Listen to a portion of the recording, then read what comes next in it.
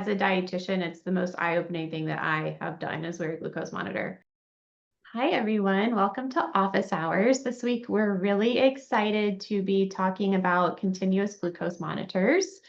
We are dietitians with the Nutrition Clinic for Digestive Health based outside of Atlanta.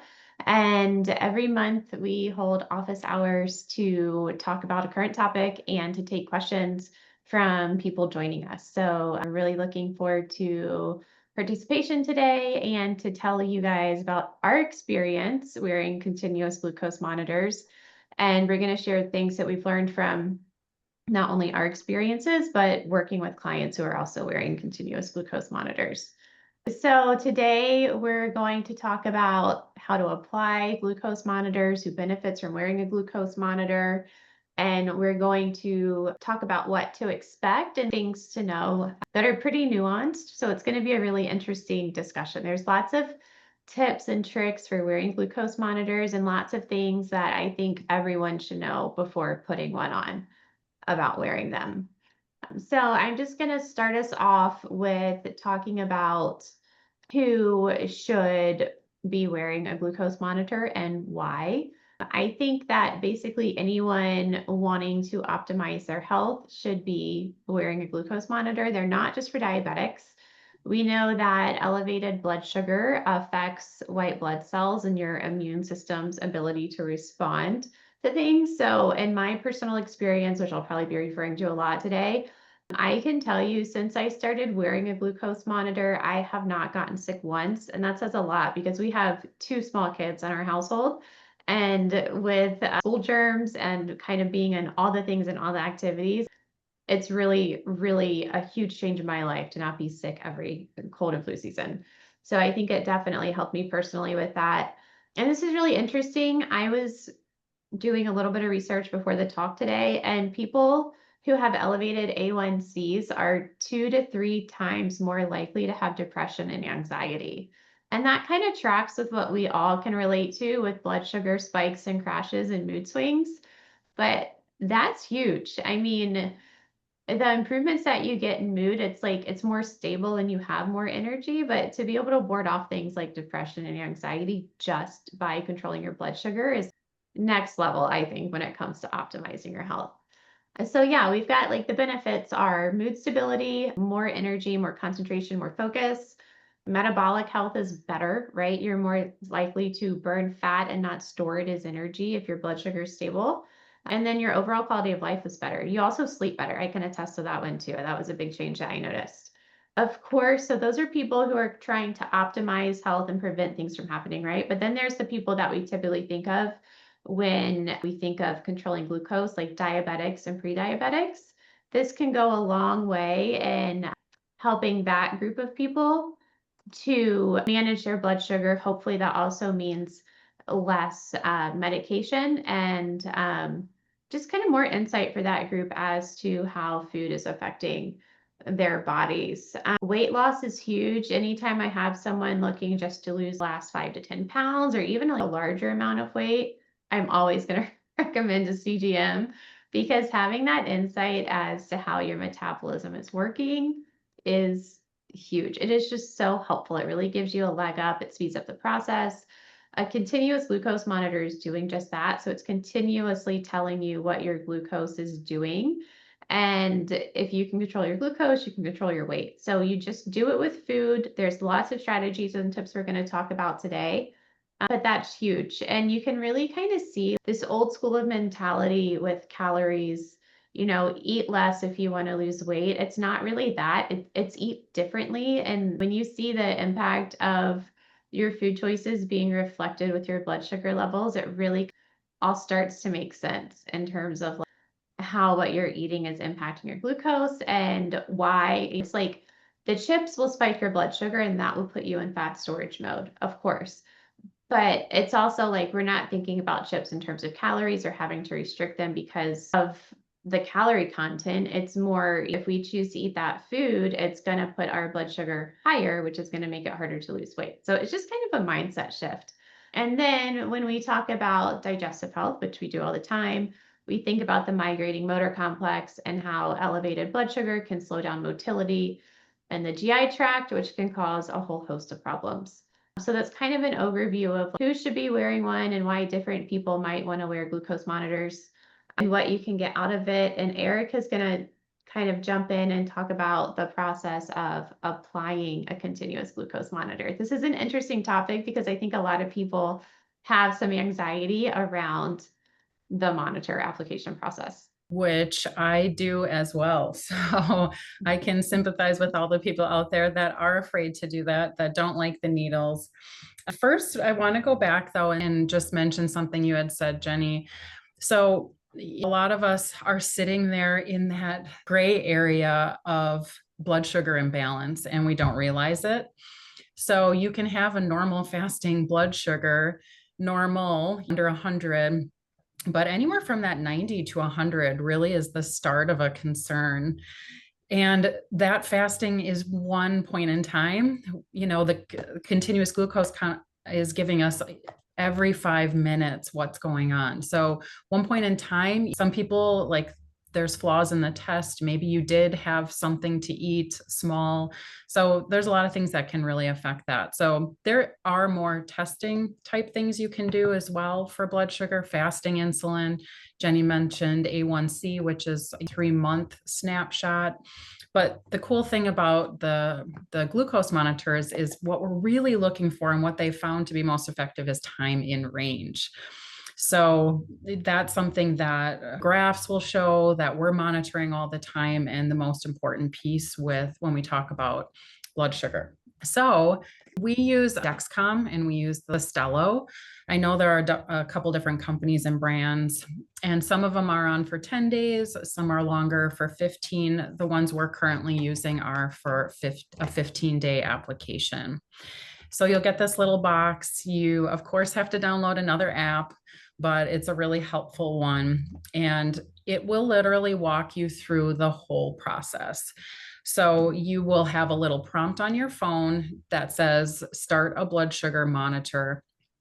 And it'll tell you clean the area, unscrew it, all of the pieces. So when you open it, it looks like this. It's nice. It has a little button on it. That's how you apply it. It'll have you take this top section off and you'll see there's a little plastic piece that pushes up and down. That's what needs to get pressed down onto your skin. And there's a really tiny needle in there. And I promise you, you will not feel it. The only thing I ever feel actually is maybe a little bit of a burning sensation for 30 seconds afterwards. So I want to walk through, you need to make sure that the site is really clean. So we prefer first clean the area, but then also with an alcohol wipe. I would highly suggest not doing it immediately. You want to let the alcohol evaporate off. If you do it right away, you might have more of that burning sensation. So give it a minute before you apply it. You do want to be fasting.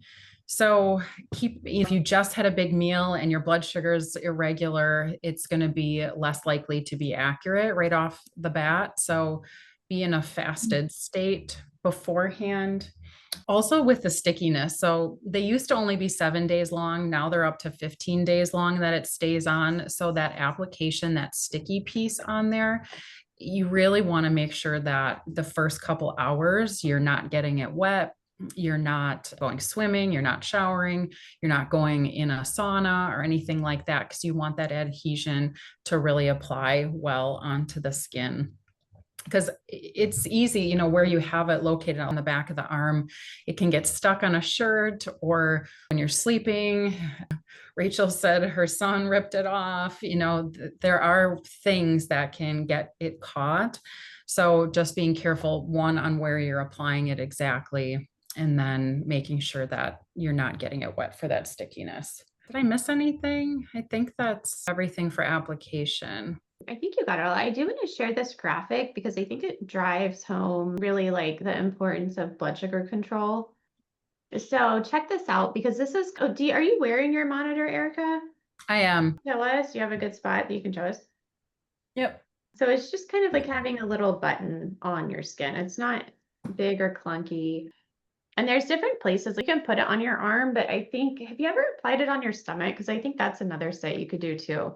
My daughter's done that quite a bit, and she doesn't like to have it there as much because of bending over and stuff. Like it's a little awkward, I guess, but you definitely can put it there too. Are there other sites or is it just your arm or your stomach? They actually originally suggest only your stomach, and over the last couple of years, they've now been okay with on the back of the arm because so many people Interesting. were doing it. So technically, it used to only be the stomach. Okay. Yeah, I've always done my arm. The stomach kind of freaks me out. I don't know anything there.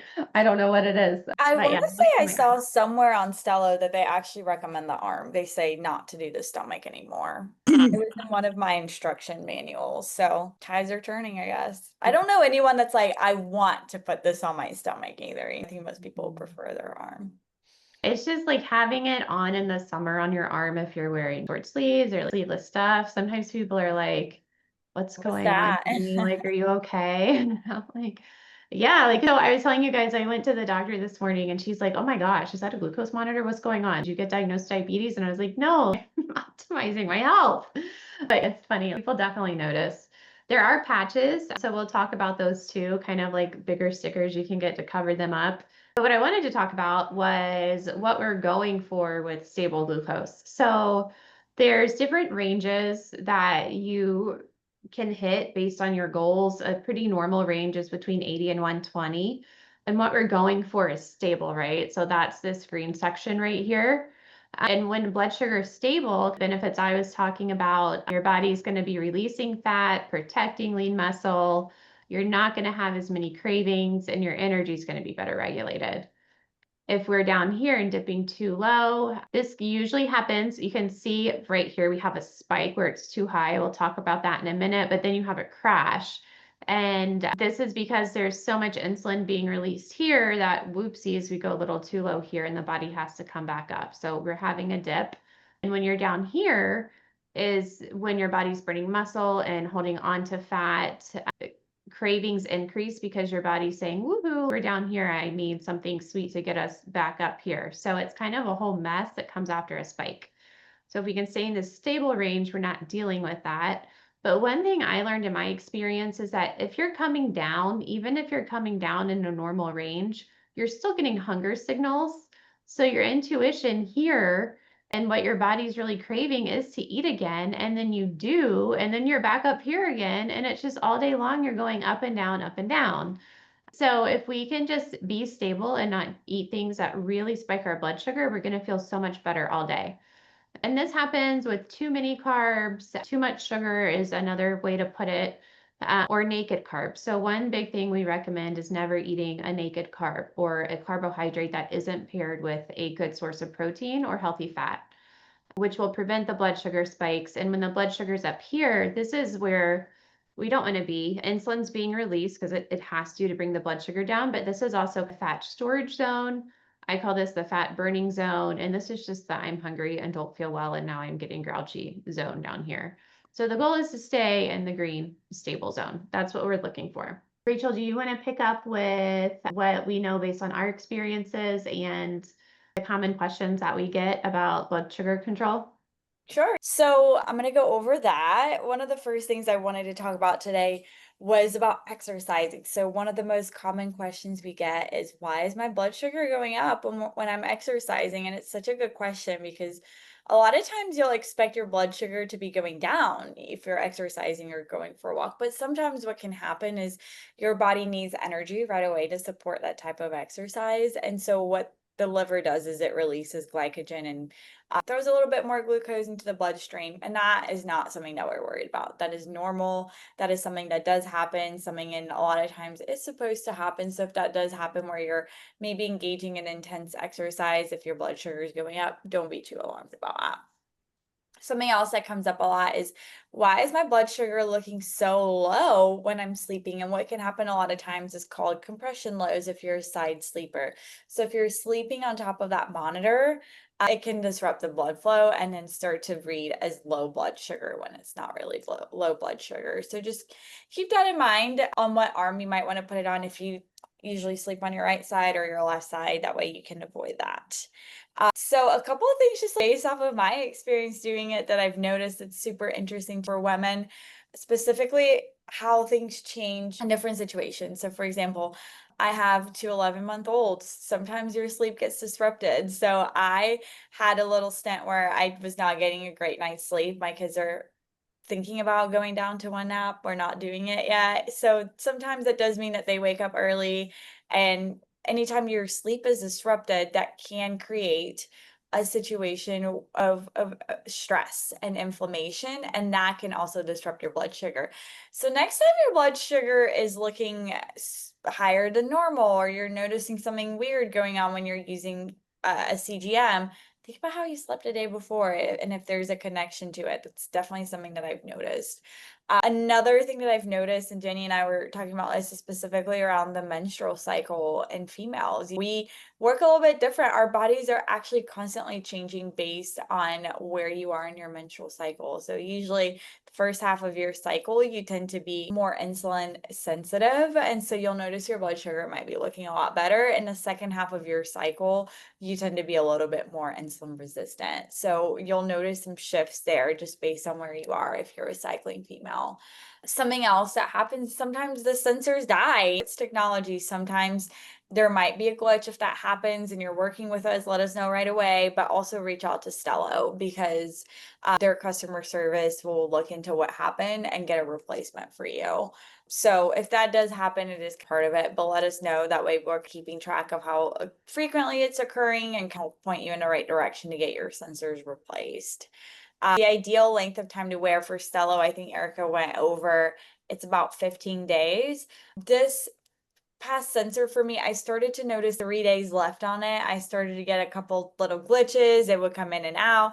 And then, like Erica said, my son finally decided it was something really cool and he wanted to just pull it off my arm. So then I ended up ending that session early anyway.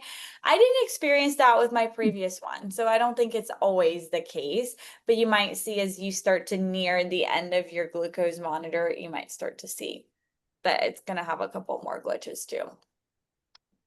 So stress, something else, if you're having a really stressful week, notice how it impacts your blood sugar too. We were talking a little bit about some of the things we learned about ourselves. Jenny was saying that coffee on an empty stomach is something that just increases that stress, completely dysregulates her blood sugar. So I think one of the biggest pros of a continuous glucose monitor is just really all the information that you get about your own body. I think in the process, I learned how certain foods just really trigger my blood sugar. Corn is one of them for me. If I'm eating anything corn-based, my blood sugar just goes haywire. And it might be the same amount of carbohydrate as I'm eating of a potato or another starchy vegetable, but my body just is like, this is something that always just really sets off my blood sugar, and it has before when I was using another blood glucose monitor too. So different things for you guys to keep in mind and things I love sharing based on our experiences. I can't remember if you went over this or not, but just other tips for application. One of the things, what I would recommend doing is when you put your blood glucose monitor on, go ahead and take a shower in the morning and then put it on. That way the area is clean, you washed it off, but also so that you don't take another shower for 24 hours, like Erica said. Again, keep it in mind for swimming as well. If you're going in a pool, it's the summer, so that happens a lot too. If you're unsure of your numbers, you're like, this doesn't feel right, or this seems really off, calibrating it might be a good idea, where you actually get a glucose monitor that's on your arm and then test your blood sugar and you can calibrate them together. So that's something we can walk you through if you're interested in doing that. We had to do that one time with my husband was wearing one. He actually loves wearing them. They've helped him lose weight and really just be more in tune with what he's eating and how he's processing it. But something that might clue you into this is if you're eating something with absolutely no carbohydrates in it and your blood sugar starts to spike, right? So we have to use common sense here and you have to understand how foods impact your blood sugar to begin with. But in his situation, he would eat a slice of turkey and his blood sugar would spike 30 points.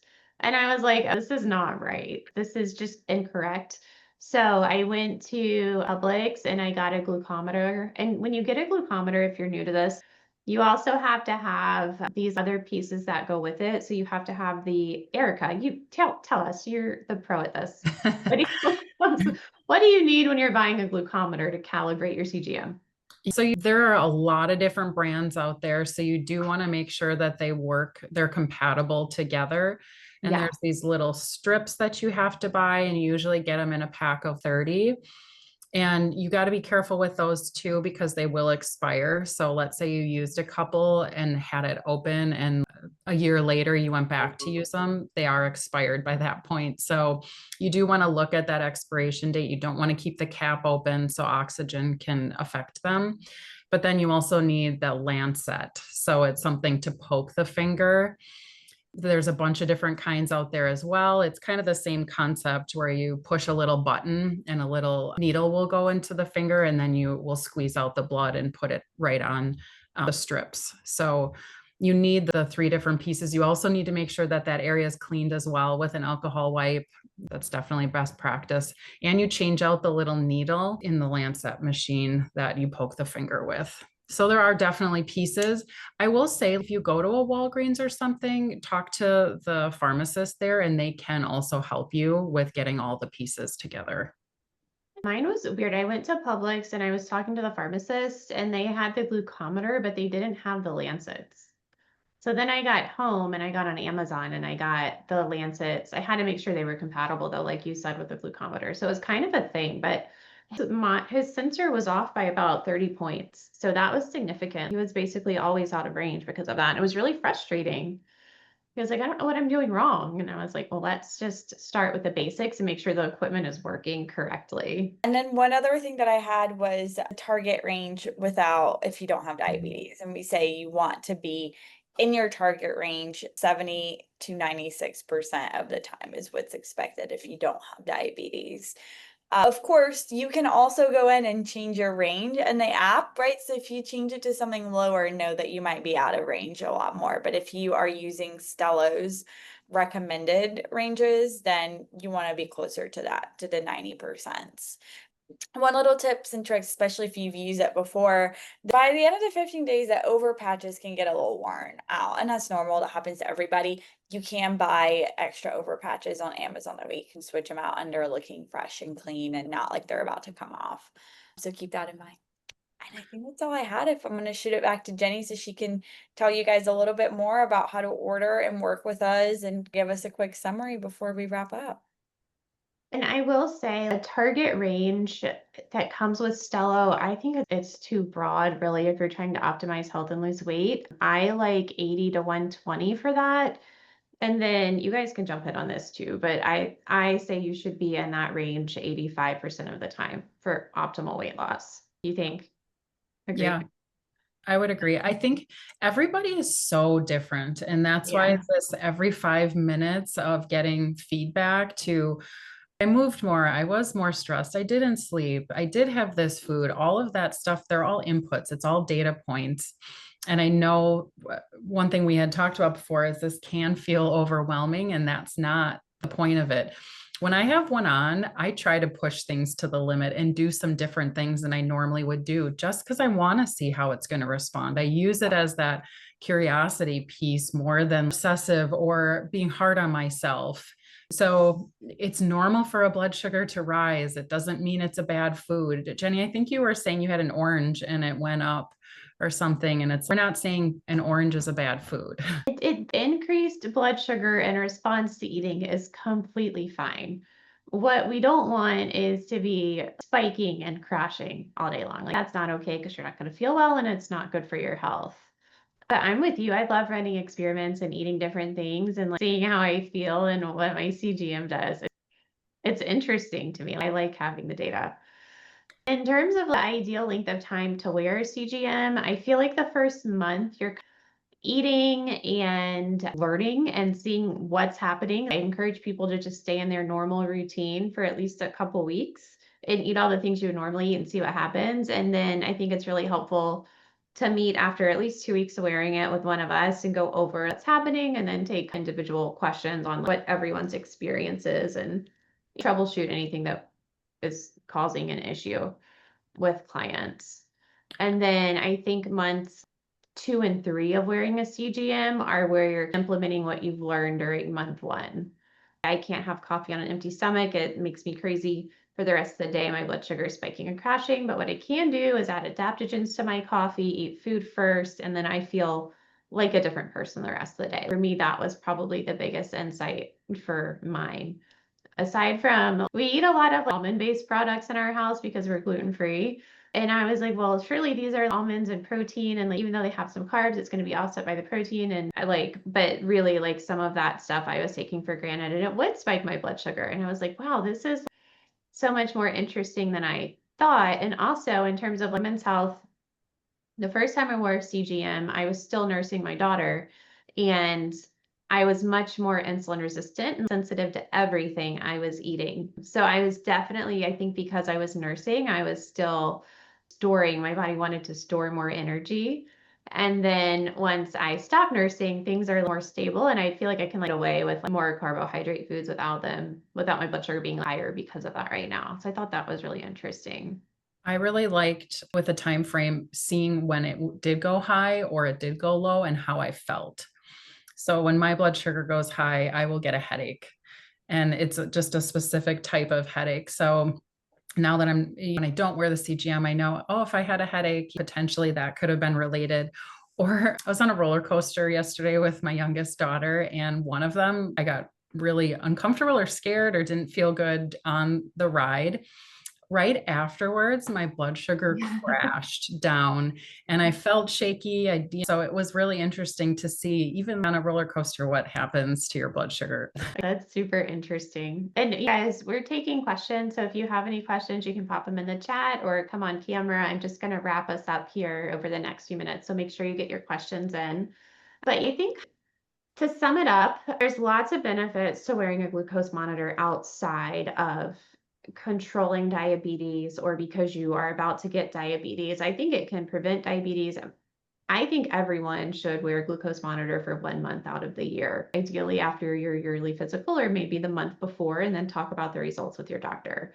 It's just that it is just the ultimate, I think, this and the NutriVal in optimizing and preventing health issues going down the road. I just think it's probably one of the best things that you can do for yourself. So it's for anyone who wants to improve their mood, who wants to improve their energy, who wants to optimize hormone health. It's just the ultimate in that.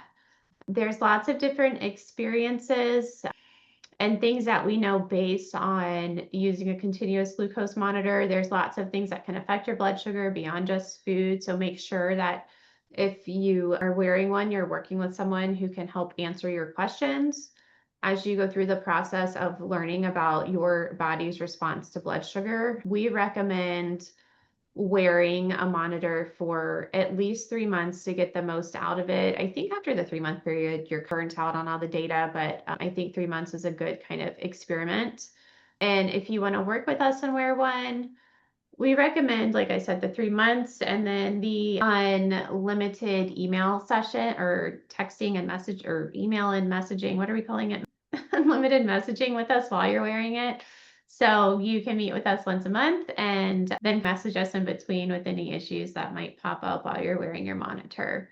And let's see, Jenny, blood sample. So with a CGM, it's something that you're wearing on your arm all the time. So you don't have to take your blood sugar while you're wearing it, unless, I think this is when you came in, unless you think there might be an issue with the accuracy of the readings. So it's just a one and done, stick it on your arm and live your life with it synced to the app. But if numbers are weird or something seems off, then you might want to calibrate with a glucometer. Other questions? I know we've got a couple people on here who have worn different glucose monitors besides Stello. We're talking about Stello today with the Dexcom 7. If anyone wants to give feedback on other monitors or their experience so far or ask questions, now is your time. And Erica and Rachel, if I missed anything or you guys thought of anything else, feel free to jump in.